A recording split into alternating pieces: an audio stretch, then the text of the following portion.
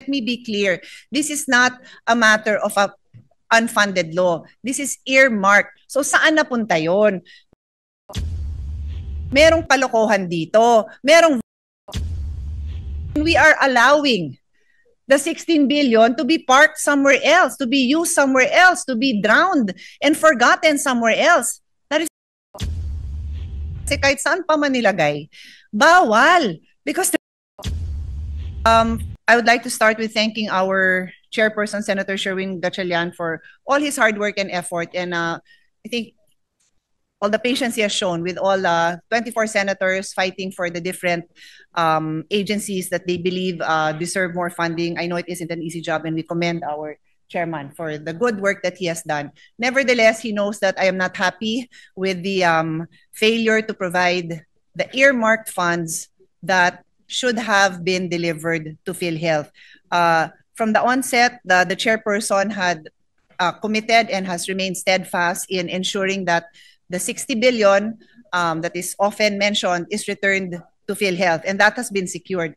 But we have been pointing out, Mr. President, that even for each year that PhilHealth has earmarked funds, there has always been a shortage, Mr. President. And for this year, there is still a shortage of 16 billion. 16.52 billion is the shortage from the earmark collection. Let me be clear. This is not a matter of a unfunded law. This is earmarked. So saan napunta yon? Merong palokohan dito. Merong violation of fiduciary duties, Mr. President, if the funding that by law has been earmarked for Syntax and shall be given to PhilHealth, it is not delivered to PhilHealth. I do not want this body to be complicit in allowing this to happen. Let's be clear, hindi tayo ang may kagagawan yan. BIR certified that 69 billion is available. 53 billion lang, I'm talking about 2025, no? For 2025, 53 billion lang ang nasa NEP.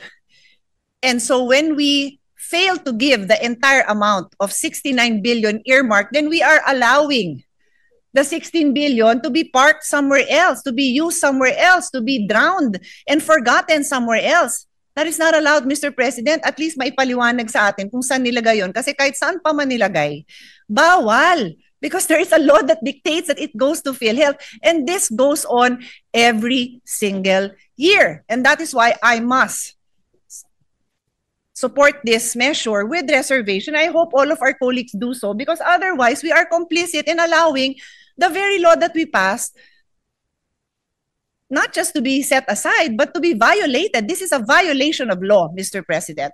And I go on. PCSO and PAGCOR.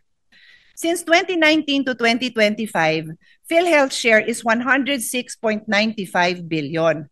Zero ang narimit. Imposible, Mr. President, because PAGCOR and PCSO certify that they have remitted the amounts to Treasury.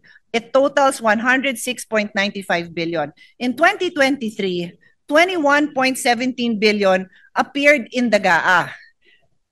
This was never released. The same amount was also present in the GAA for 2024. This was also not released.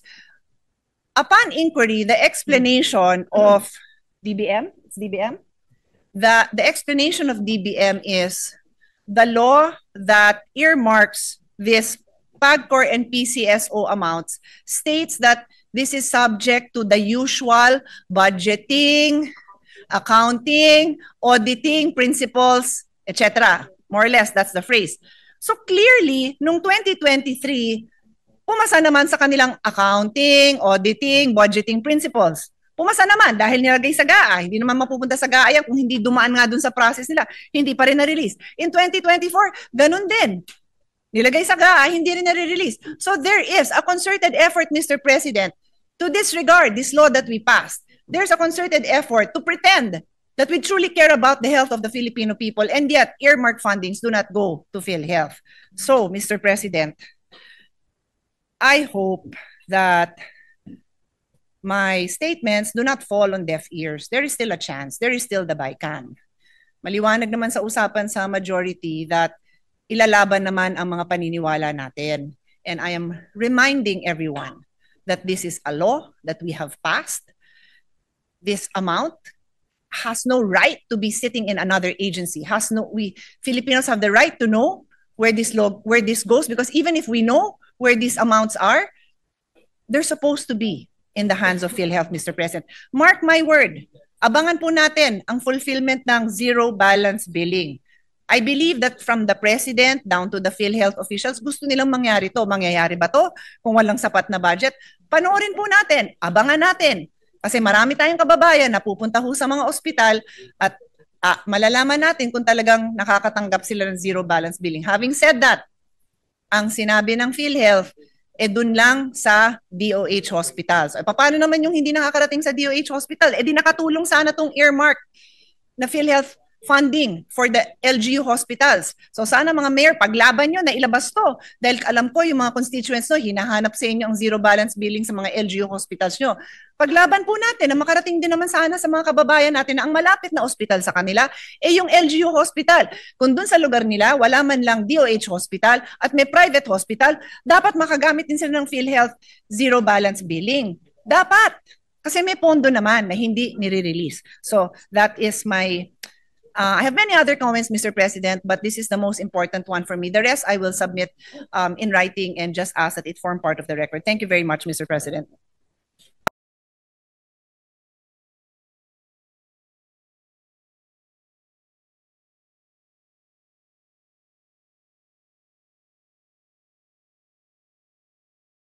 I am not a Filipino for nothing.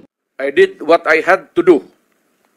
And whether you believe it or not, I did it for my country.